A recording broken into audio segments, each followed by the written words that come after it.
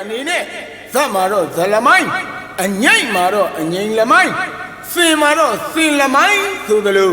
လမိုင်းများပူတော်ပတ်တာလို့ပင့်ဖိတ်ပေးမှာဖြစ်ပါတယ်ဒါကြောင့်အတွင်း39မင်းအပြင်39မင်းအလွင်39မင်းဘောင်း110ပါးသောနမင်းများပါမကြံဥရေနအရှင်သခင်နမင်းများကိုအပျော်ကြိုက်စေဖို့တမူထုသစ်ဖြစ်တဲ့သေတော်မင်္ဂလာတို့က